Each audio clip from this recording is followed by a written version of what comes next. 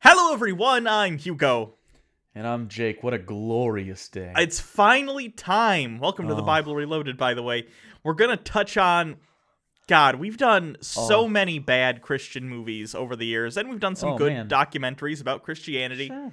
But today we get one of the crown jewels. It is the piece de resistance, as they say in some fruity European country. If Christian movies and film were like a wedding cake, this would be the two grooms on the top, because it's a gay wedding cake.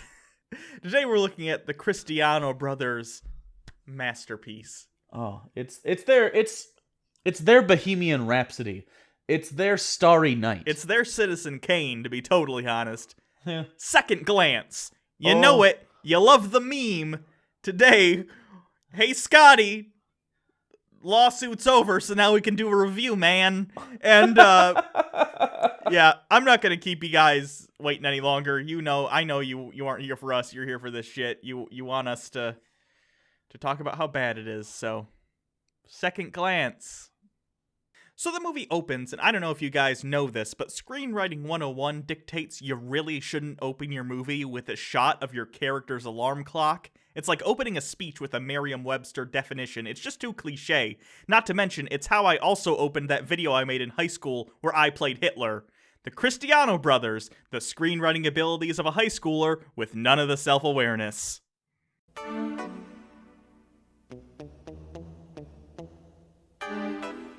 Okay, I'm actually kind of uncomfortable and confused on whether or not I should get my dick out, because that sounds like early 90s late night softcore porn music, but also I'm pretty sure that's a little girl. So the Pavlovian response side of me wants to do some business, but the responsible part of me thinks that might be unwise.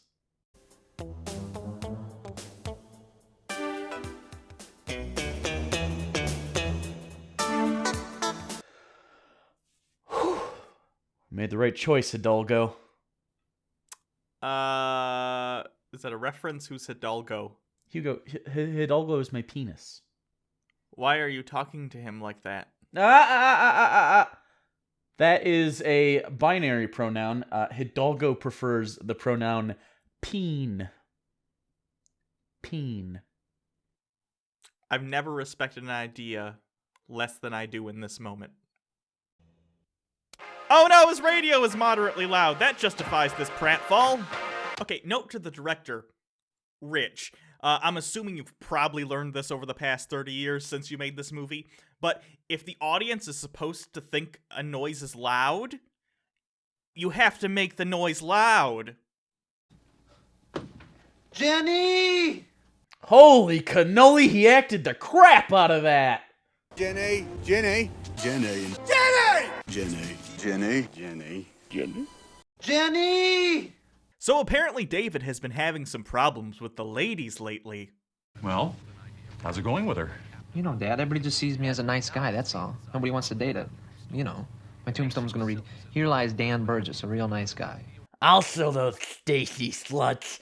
When I grow up, I'm gonna put Hercules and Superman in the same movie, and then they'll have to stop being sluts and sleep with me. I can't believe the Christianos didn't spring for a fucking dining chair for their movie. Their motion picture. Look at this. How on earth is the man supposed to witness to Christ when his ass is bruised from that contraption? This guy should get a hold of the Actors Guild. That's unacceptable.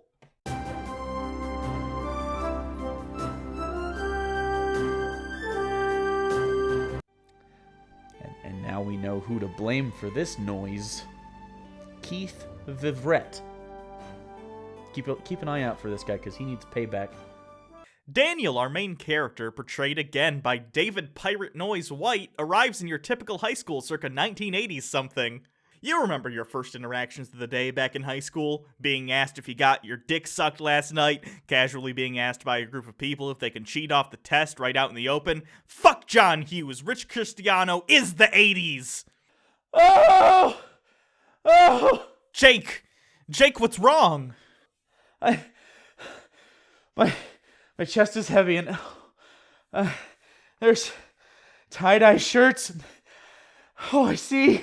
What do you see, Jake? What do you see? I see Oshkosh bagosh!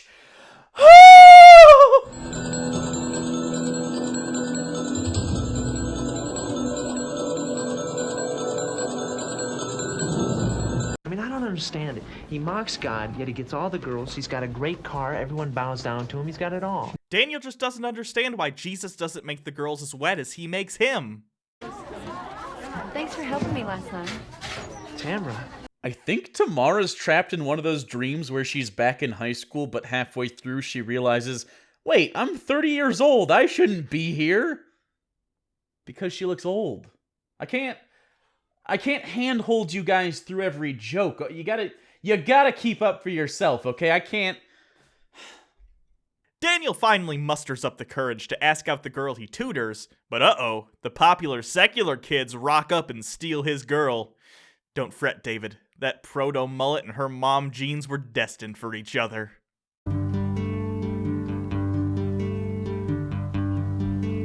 Oh yeah, the classic undressing her with your eyes while she peruses the non-fiction section. Nice. Christiano shots are on point in this one.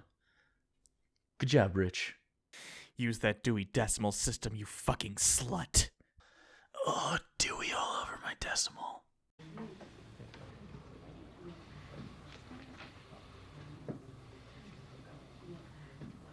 Why is the 40-year-old guy in class? He looks like he just got divorced. David talks to a classmate named Bull. He talks him down from beating up his friend for talking to the guy's girlfriend. Apparently, this is a school for the emotionally disturbed. Later, David is leading his Christian athletes meeting, but he's surprised to find no one has time to put on events because they have practice. It's almost like having a club made up entirely of kids with other extracurricular obligations was dumb or something. Do you know where Scotty is? Yeah, he's right over there. Listen, I can't meet with you today. I have to take care of a couple of things, okay? Oh, hey, Dan. Yeah. Jesus, man. Woo! Scotty! It's the one and only Scotty! Oh man, they say never meet your heroes, but just like Hugh Jackman, this was worth it. You haven't met Hugh Jackman. I know, but he's just so talented. What a delight.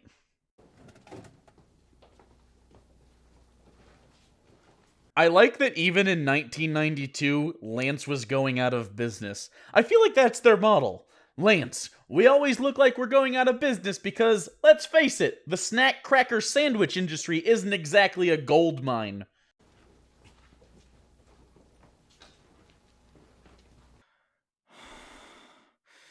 Need Pepsi. So Daniel finally works up the gumption to ask Tamara out. Let's listen in. You can talk a little Listen, bit. Dan, we're good friends, right? Yeah. Well, I wouldn't want anything to ruin our friendship. I mean, you're a real nice guy. Some girl is going to be really lucky to get you.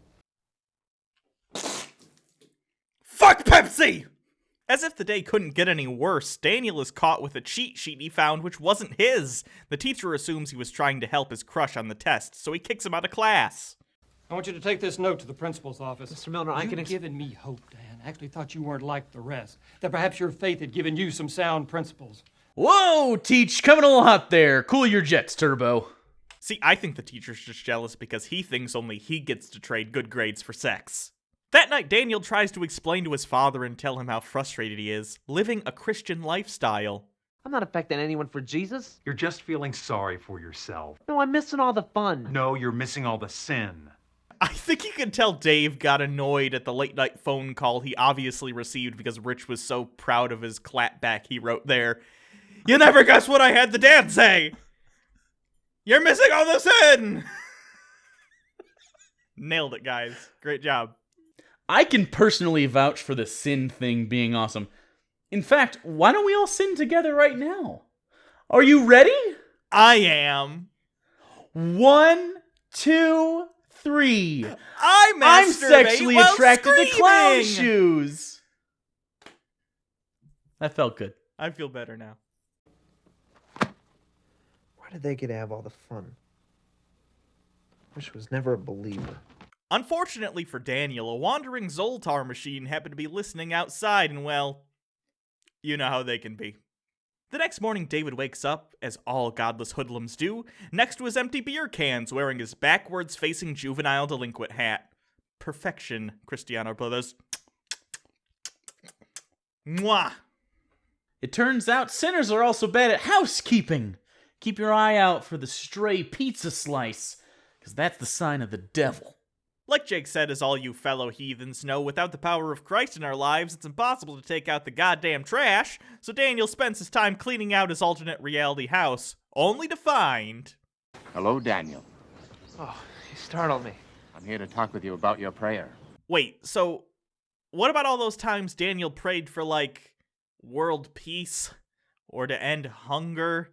God's too busy for those, but of course he has all the time in the world to rip off It's a Wonderful Life. Is that Kevin Nealon's less talented brother, Nealon? So the angel basically exposits the whole thing, the whole plot. Prayer's been answered, Daniel. Today you're a man of the world. Who are you? My name is Muriel, and I've been sent to tell you that your life is now as if you've never been saved.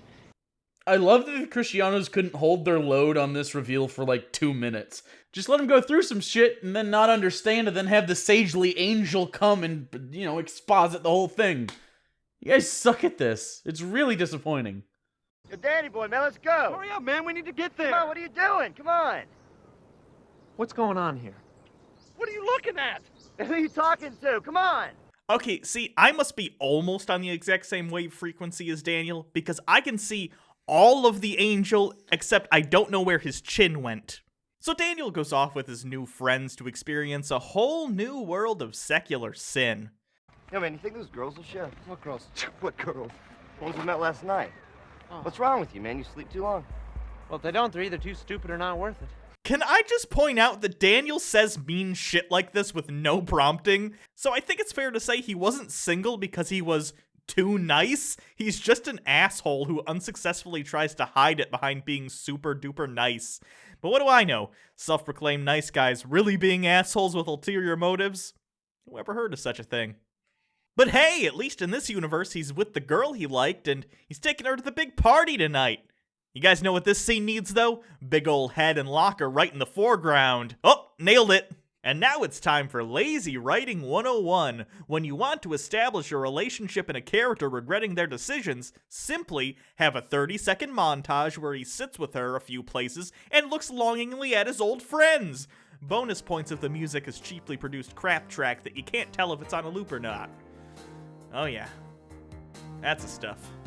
Now all the consequences start happening. Remember that bully Daniel talked down earlier from beating up the guy talking to his girlfriend? Apparently in this universe where David isn't a Christian, he didn't talk him down, and he beat the kid so bad he went to the hospital.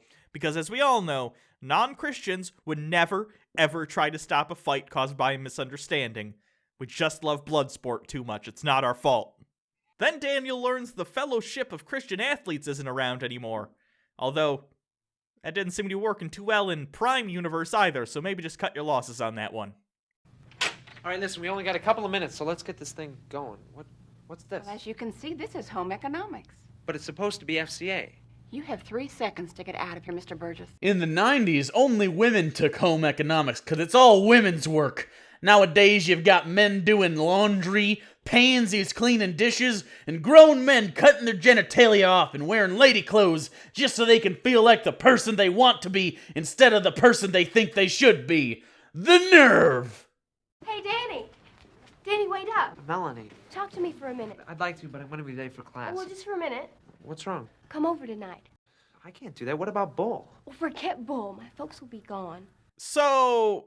okay, wait, this is an alternate reality where Daniel isn't a Christian anymore. As far as we know, that's the only difference God has made to the reality. But that has nothing to do with this girl cheating on her crazy boyfriend, Bull. So, Bull was right. She's totally slutting it up in both realities. Interesting character choice, Christianos. Dude, you just don't get it. She needs the dick. She needs the dick so bad, she's willing to sexually harass this poor kid. Good for the Christianos. So Daniel and his new friends go to a diner and look, it's Mr. Milner from the other universe. You got the wrong guy, Mr. Milner. I'd never mess with your car. But then you're all the same, aren't you? A bunch of spoiled kids whose only understanding of life comes from watching music videos. Damn, Mr. Milner taking shots at music videos. It's alright, Mr. Milner. In about a decade, there won't be any of those left, and instead, we'll watch some teenager have a kid and then get butt-fucked for $1 million after her mental breakdown. It's a true story. I have been to one of them. I don't know which one, but I know one of them got butt-fucked in porn.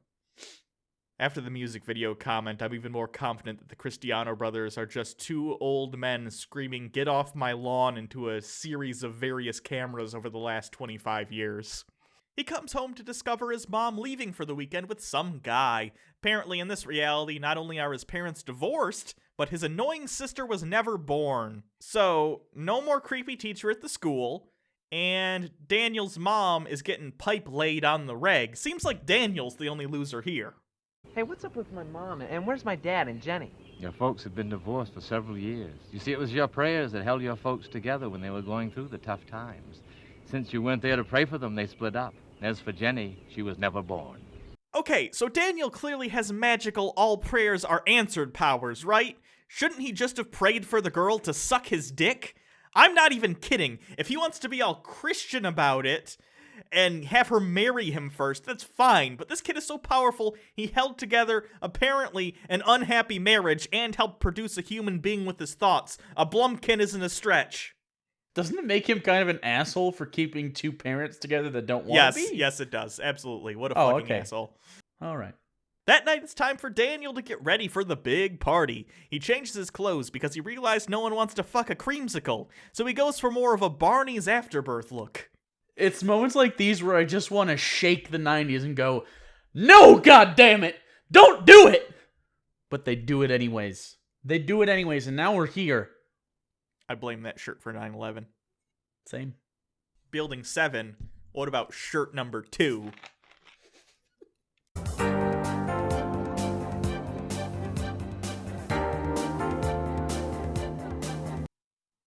I didn't even know it was possible to unconvincingly act like you're grabbing things from a fridge. Neat. Woo! Party ham! No, sir, we're not having a party. No, it's just the stereo's a little loud. Hey, Rainey, what's up, man? Again, note to you, Rich, in future productions, if you want things to be loud for the audience in the audio mixing, you might want to actually, make it louder than the dialogue, at least a smidge.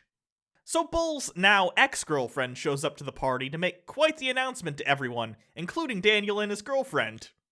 Melanie. I was waiting by my princess phone for you to call and get me. Listen, Mel, I don't want you to come near him again. You got that? Well, I can't stop doing that to him because I'm pregnant. What? I'm pregnant with Danny's baby and we're going to be married. This bitch is crazy. I love it. Okay, I don't mean to be this guy, Daniel, but hear me out. This might be a good time to pray for a miscarriage. Or, at the very least, a steep set of steps.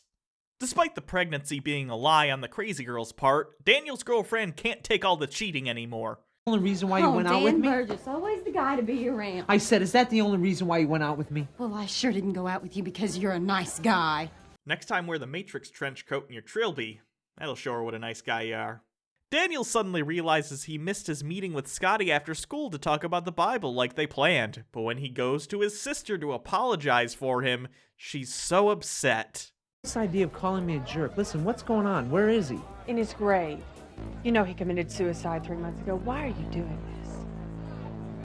Okay, so in these alternate reality, It's a Wonderful Life situations, is the brother who killed himself in hell temporarily during this alternate reality thing? Or does God knowingly put him in a pocket dimension knowing that this is just a temporary state of affairs? Or is it more like a hologram situation? Like it's a VR thing for Daniel? Are these people real? Is this a solipsistic alternate to reality just for learning lessons? The metaphysical logistics of this are going a little over my head, Christiano brothers. Maybe get a primer before you start the movie, okay? Bull catches wind of his supposedly pregnant ex, chases Daniel down in a truck in a thrilling chase that involves running, more running, and cowering like the child you are inside. I didn't touch her. I didn't touch her. Well, please. I didn't get her pregnant. Please don't tell me. Burgess, what are you talking about? Will you calm down? Don't kill me. Don't kill me. Calm down. I'm driving by and seeing you banging on the church door. Have you gone nuts? What's your problem? Oh, good. The prayer magic wore out before he got the shit kicked out of him. Why Daniel didn't just pray he could, escape. I don't know. Daniel's kind of a shitty protagonist. Still wish you were a non-believer? Muriel. You really are an angel.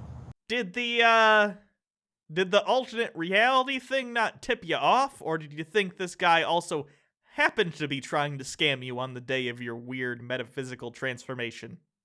Sin is fun for a season, but sin injures people, hurts you, and grieves the Lord. Would you have wanted your son to go to that party tonight? All he did was hang out and talk to friends. I didn't see him drinking or smoking. The only thing that happened was the crazy girl claiming she was pregnant. That wasn't real, or Daniel's fault. She was a product of the alternate reality you put him in. That'd be like handing someone the controller for a game you're about to die in and then blaming them when you had to start over. It's not Daniel's fault your fictional version of him is set out in a shitty life. So you're telling me that I've sat here for 40 minutes just to see a younger and less attractive version of David A.R. White unsuccessfully get his dick wet. This doesn't feel worth it now. The girl you'd like to marry, how many other men would you like her to be intimate with before you marry her? Well, no one. Then go and do likewise. Wouldn't it be great, Daniel, to spend your life with a person who is untouched by anyone else? Yes, I too would like to flail my genitalia without care or purpose towards my virgin wife's unkempt vagina.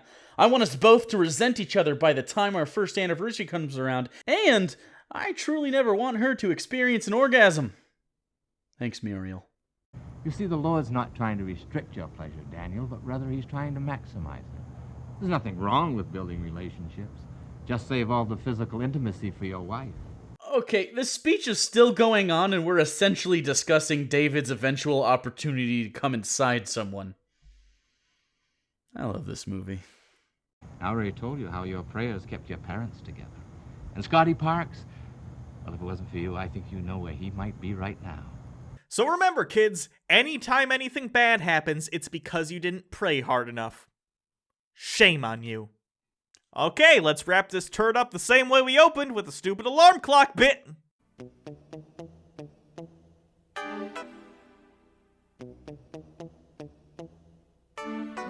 Hidalgo, I said no! No! You gotta stop, man. Peen's been a really bad influence on you. Oh, thanks for respecting the pronoun, though. Appreciate it. So, of course, we see him with a new vigor for Christ, even going as far to invite Doug to the Christian athletes meeting. Remember, kids, if they won't accept Jesus, you make them accept him.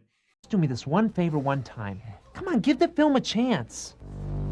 And I said I ain't got the time. Make the time. Those are definitely homo-curious eyes. I'd watch that movie. Doug and Daniel. Hidalgo would, too.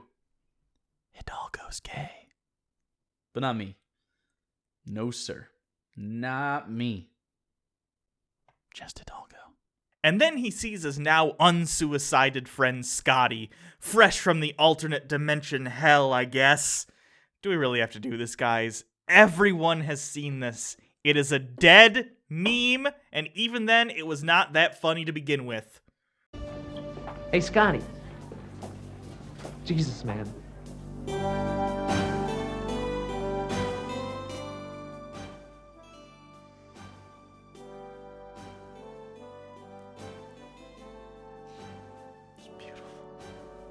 So that second glance, that's the piece de resistance, as I said. Yeah. That is the best Christiano Brothers movie. I am unironic. I'm not kidding. I'm telling you, if you can see this movie, please watch this movie. It is fucking hilarious. It's the tippy top of the hill. All other Christian movies aspire to be this gem, because I think it teaches a lesson somewhere. But it's just got so many little morsels of like every time you watch it, it's kind of like The Room. Every time you watch it, you see something else. I think it's perfect for a couple of reasons. I think again, this is all accidental. The Christianos did not intend this to be entertaining in the way we find it entertaining, but there's enough rest periods between the insanity, between the what moments, the things that make you go, what? What are you thinking? There's enough space in between them where you can appreciate sort of the very pedestrian bad filmmaking as well. So it's a good mix of, why did they shoot this like this? Why is this scene here? It asks you enough questions in your head constantly. But also, then there'll be a stupid line or something that'll make you laugh in kind of a dumb way. Also, it's only 50 minutes long. You can't beat that. Sometimes they drag out a little long and the joke of how bad it is stops being funny. But this one, I didn't feel burnout at all. This was excellent. Please I go watched see it in this. one sitting, which is rare for me. Yeah, go see this movie wherever you can find it. I don't care. Whatever. They sell the DVD on various sites. I'm sure you can find it elsewhere if that's your goal. But yeah. I can't believe we're throwing a fucking bone to the guys we sued. Oh, well, fuck them. No, they're assholes, probably. The pirate guy, girly hair pirate man, what's his face? The biggest asshole of all. But whatever. You should fire him still. You really should. Because I guarantee, especially because I called him girly haired, he takes offense at stuff like that, despite the fact that his hair is quite girly. And he dresses like a pirate in his spare time. Beside the point, that man should not have power in any way, shape, or form. I wouldn't trust him to clean my bathroom, if I'm being totally honest with you. So. I'd afraid he'd get offended by the toilet paper roll and fucking rip it out of the wall or something. Use Angel Soft? I only use Charmin Extra Strong. My butthole's very abrasive. I need the extra strong or I'll poke through. Yeah. Anyway, so we have some more Christiano movies to do, I'm sure, in the future, but this is what we've been wanting to do in the lawsuit. There's that soccer movie we've been not doing on purpose. Is it soccer? I thought it was cross country. Was there stupid? I don't know what the fuck. I thought it was soccer. It could be any. It doesn't matter. The sport is irrelevant to that film. I guarantee it. Yep. No. Anyways, if you'd like to see more Christian stuff, go to our VidMe, because we have our Fireproof review that was banned on YouTube, but it's available to all subscribers to the VidMe on there. It's only $1 a month if you want. And if you ask, hey, Jake, why is it $1? Well, it's $1 a month to get a ton of new content, but it's $1 because we lost a lot of money because Sony fucked us. That's the answer. All right. So, a lot of people really like that review, too. Oh, also, if you want to see the Hitler thing, I think we're going to release that on VidMe. Yeah, I'll put it up there eventually. I don't think it's as funny as people think it is. I think it's hilarious to see young Hugo. I don't care about any of the other stuff. That's fair. Less fat Hugo, who will be reappearing sometime soon. By next year, not fat Hugo will be here, and you'll be like, "Where's the fat third Hugo act go?" of Hugo? Yeah. Anyway, it's okay. I'm beating you in the weight loss competition right now. I know I started late, but I'm on a roll now. I'm losing it. So we'll see what happens. But hopefully, as my face shrinks because of the less surface area, my facial hairs will get closer together and cover more area. Do you think that's how it works? No, but I'm holding out hope. Maybe I'll wake up in an alternate dimension. I don't really have, I got some cheek thing, I guess, but, my jawline isn't, this is where it's at. Yeah. So, it hasn't affected me much. Yeah. I got a little bit right here and a little bit in the cheek area, but not, the hair coverage hasn't changed. So, anyway, you can always follow us on Twitter at Bible Reloaded. You can follow Hugo at Hugo Reloaded. You can subscribe to this channel. You can subscribe to the VidMe. You can do the Patreon. You guys know the buttons. Click them. Yeah.